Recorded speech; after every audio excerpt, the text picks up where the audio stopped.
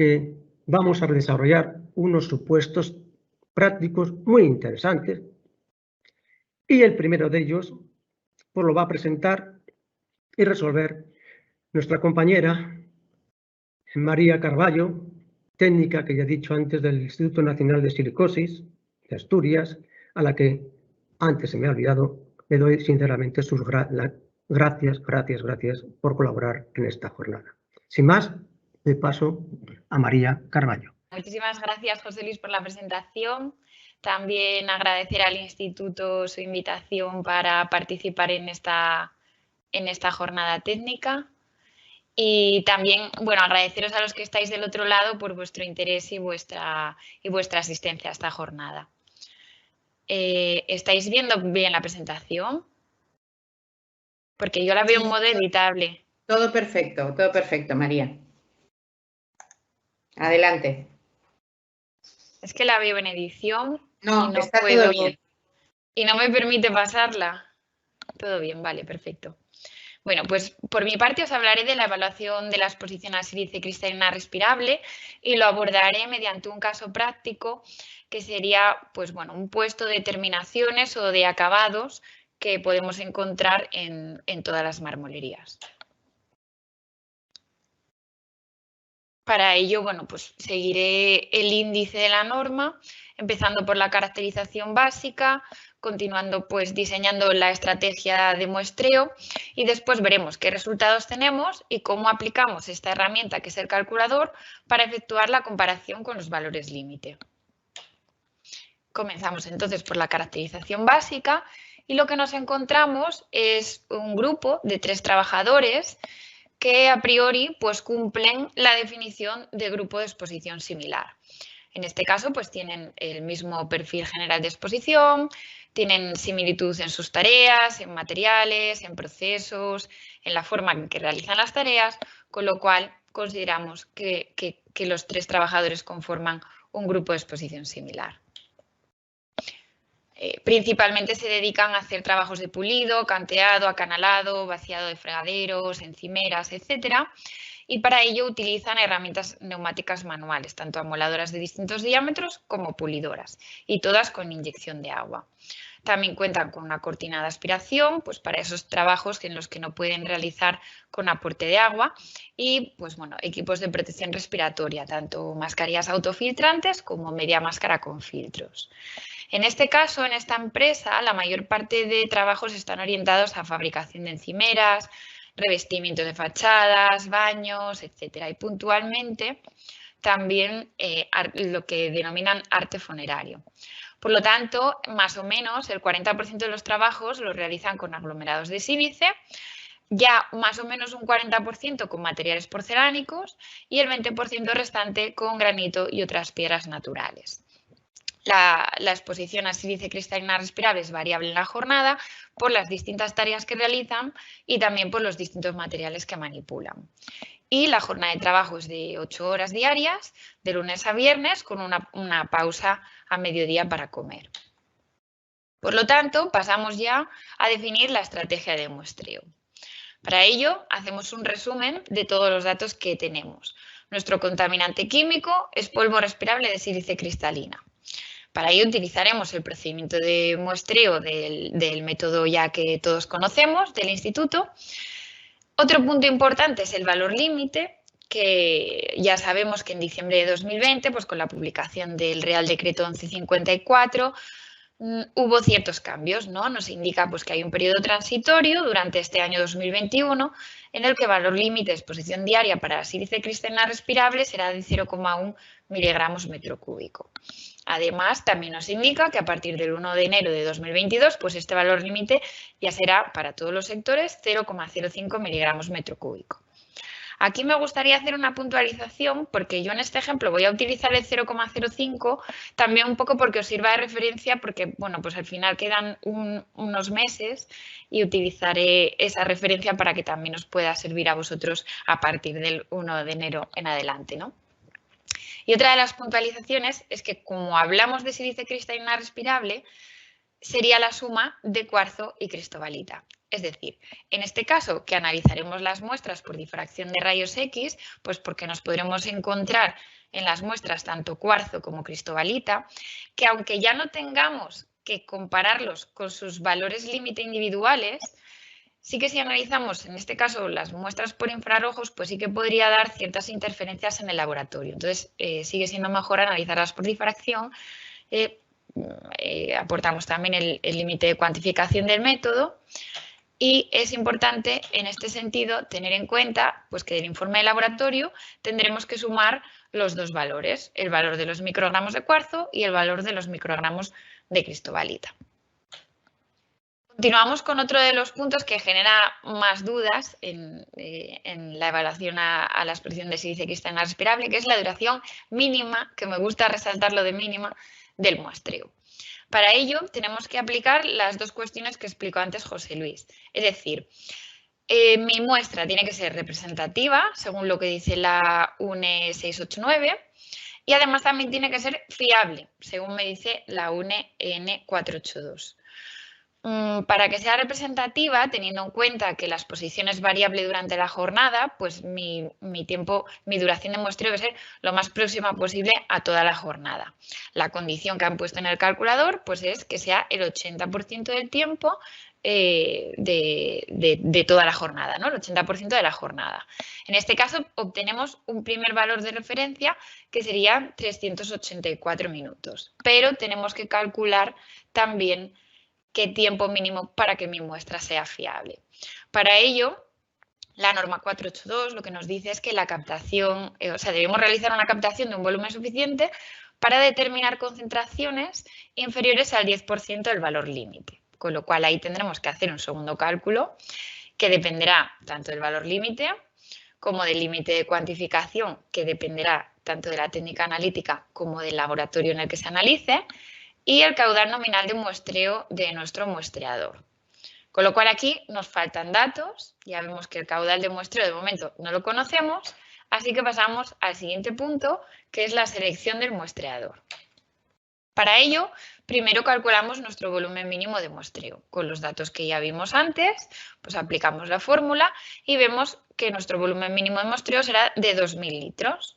Con ese dato podemos ya introducirlo en la fórmula del tiempo mínimo, dividiendo ese volumen de muestreo entre el caudal nominal del ciclón seleccionado, y vemos pues, que tendré que seleccionar un ciclón con el que pueda muestrear como mínimo, vuelvo a repetir como mínimo, 2.000 litros dentro de la jornada de trabajo.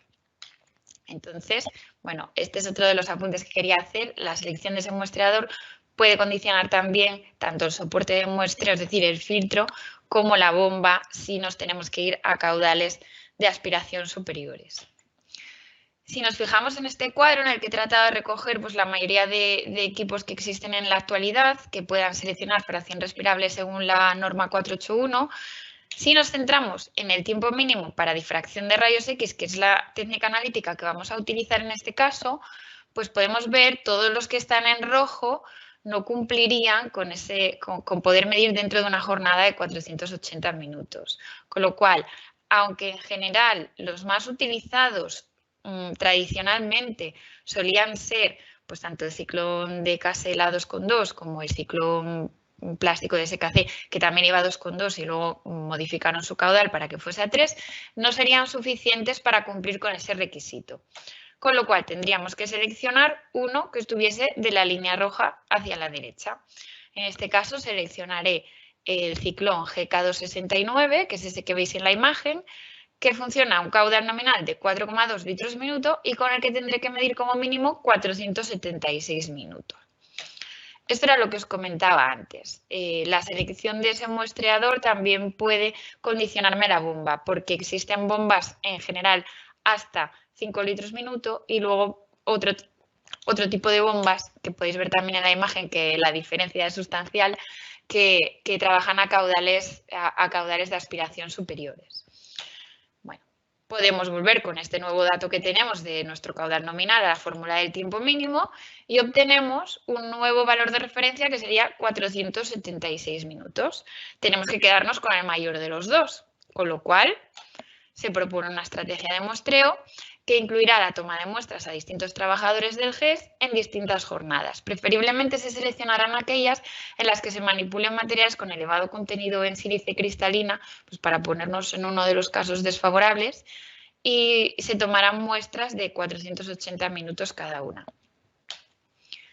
La estrategia, el procedimiento de muestreo, pues es el que ya conocemos todos. Primero preparamos los equipos, ajustamos el caudal inicial a un más menos 5% de ese caudal nominal. Después colocamos el muestreador en la zona de respiración del trabajador e iniciamos la muestra. Luego permanecemos en el centro de trabajo mientras dure todo la toma de muestras, pues controlando que todo funciona correctamente, viendo las tareas que realizan los trabajadores, si se produce algún tipo de cambio que pueda afectar a mis mediciones, a la validez de esas mediciones. Y una vez finalizado el muestreo, de nuevo hacemos la verificación del caudal y vemos si se ha mantenido constante dentro de ese más o menos 5% de ese caudal inicial. Los muestreos, por supuesto, serán de carácter personal. Ahí me podéis ver a mí colocando los equipos a uno de los trabajadores. Y vamos a ver qué resultados obtuvimos y cómo aplicar para este caso concreto el calculador. Bueno, siguiendo la estrategia de muestreo que habíamos establecido, pues realizamos 3 mediciones en 2 jornadas distintas. Hemos realizado mediciones en 2 jornadas pues para ver tanto la variabilidad entre jornadas como la variabilidad entre trabajadores del mismo grupo. No ha ocurrido ningún problema, con lo cual consideramos que esos resultados son válidos y procedemos a introducirlos en el calculador teniendo en cuenta que aplicaremos exposición diaria y exposición variable.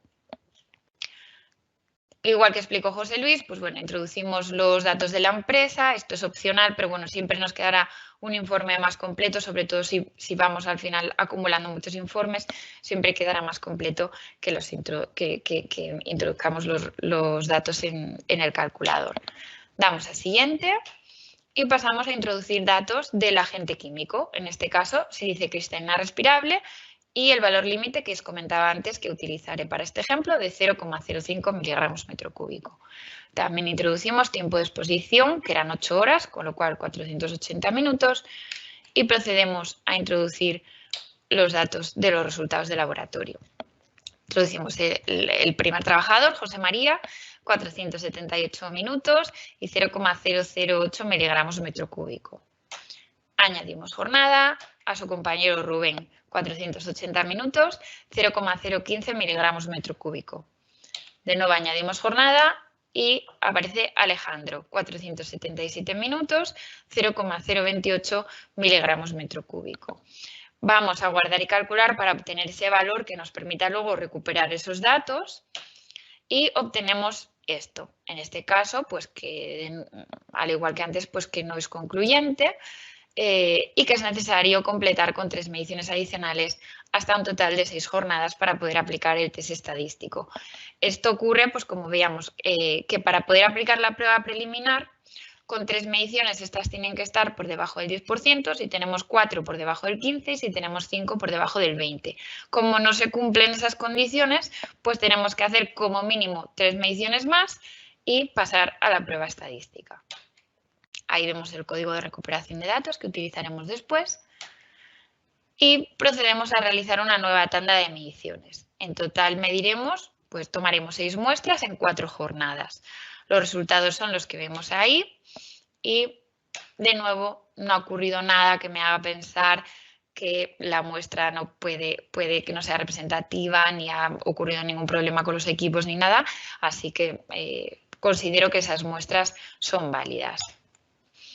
Recuperamos los datos con el código de recuperación que veíamos antes, cargamos los datos y volvemos a introducir los datos al igual que las 3 primeras veces.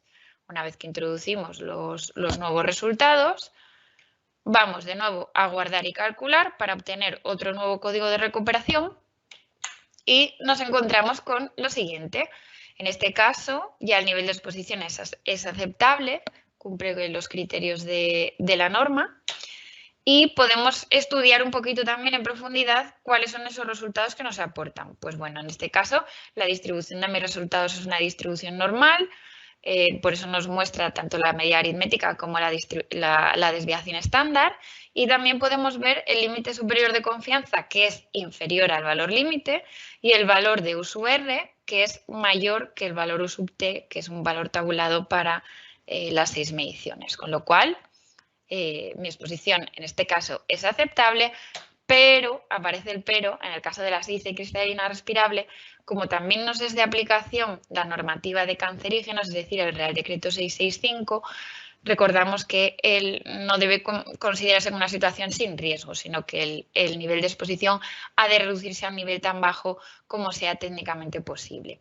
Además, en cuanto a la sugerencia del periodo de reevaluación, pues ya os íbamos adelantando que las recomendaciones en las guías técnicas para el caso de cancerígenos irán en que la reevaluación ha de ser anual con mediciones.